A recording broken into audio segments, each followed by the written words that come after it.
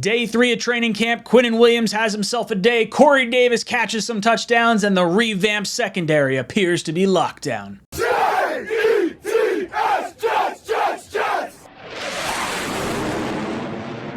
Welcome to Jets Talk. My name is Ryan. I'll be your pilot. If you're new here, hit that subscribe button. If you've been here before, welcome back. I love having you here. Boys and girls, we are on day 3 of training camp, and we got a little bit to talk about, a little bit more than the last few days, so I'm going to try and sum it all up as best I can. First up, the thing everyone has been talking about for years, and it's really important, and it's been driving us a little bit mad, and that is the kicking situation. That's right, Eddie Pinheiro and Greg the Leg Zuerlein are going head-to-head. Both kickers go 3 of 4 today. And I'm just hoping we make some field goals this year. This has been way too long. If there's one area of position or one area of focus that we have just missed the boat on pretty much every year with Joe Douglas, it's been the kicking situation. So hopefully this kind of irons itself out over the course of training camp. But this is something we're going to keep a little bit of a close eye on moving forward here. Next up, let's talk the quarterback position, specifically the red zone. There was ups and downs from Zach Wilson today. It appears he had 2 touchdowns in the red zone, 1 to Garrett Wilson and 1 to a diving Corey Davis. And he also had 1 interception to Jordan Whitehead. So he's a little bit up and down right there. But overall, I think he has been doing relatively good. We look at his stats that he's put up. At least this is what I'm seeing. This was from NYJ Matt over on Twitter. So I have to figure all this out. I don't know who's actually paying attention to all these yards and stuff, but I'm going to take it at face value because I like the stats. So 36 of 51, that's good for a 71% completion percentage over the course of the 3 days of camp so far. 525 yards, 11 touchdowns, 3 interceptions, and I guess he had 1 dropped.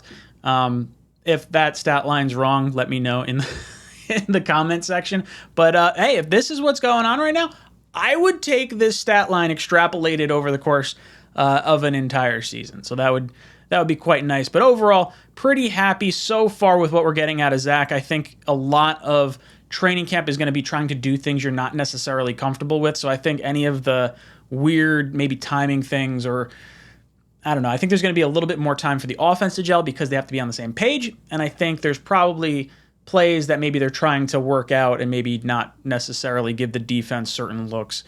But I like what we're getting out of Zach so far. So very, very happy.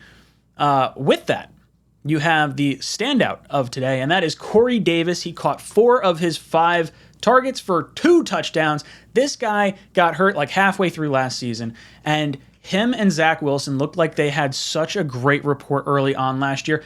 Zach was basically force-feeding the ball to Corey Davis. It actually became a problem because teams were just keying in on Corey Davis, and they were able to jump routes. They were able to, kind of stifle this offense. So with all the Braxton Berrios chemistry last year, the Elijah Moore chemistry halfway through the year, the added additions of a healthy Michael Carter and a addition of Breece Hall, I think is really going to be helpful in this offense across the board. And I think seeing all these guys get on the same page will allow Corey Davis to really show out like we sort of saw last year. And I know a lot of fans were a little sour at points on Corey Davis because he had a little bit of drops, but that's not really a common thing for him.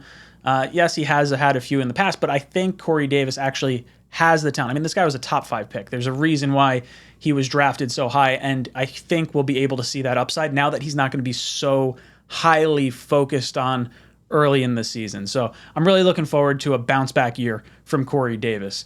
On the defensive side of the ball, I would say our MVPs of today's practice were the Williams brothers.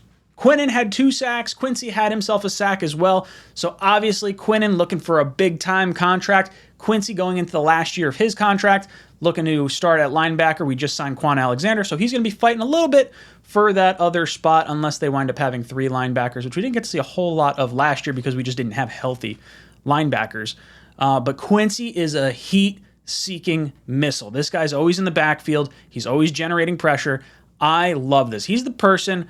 Between him and Whitehead, I would say, are the 2 players I would really like to see shadow Lamar Jackson and really try to lay a lick on him. Make him afraid to run the ball. That's probably one of the only shots we have at really slowing down this Ravens defense or Ravens offense week 1.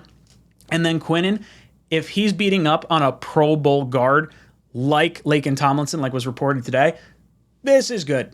Not good for Zach, but it's good for our defense and really good for our the potential outlook moving forward, because it appears with all the edge rush help and everything, maybe that's helping our interior of our defensive line. So this is really cool. I like seeing that out of Quinnen. And then it looks like we're getting the no-fly zone back, baby. There were reports that the secondary was lockdown city. This is something I really want to see. Sauce had a breakup against Denzel Mims. I believe that was thrown from Mike White, I think is what I saw the report was.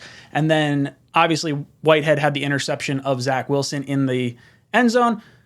I mean, I guess they gave up 2 touchdowns to Corey Davis and to, well, I guess 3 touchdowns, 2 to Corey Davis and 1 to Garrett Wilson. So maybe not perfectly ideal, but overall, this secondary, for where it was just 1 year ago, to have your 2 starters be high-end number 2s. I think Hall and Eccles are going to wind up being high-end number 2s.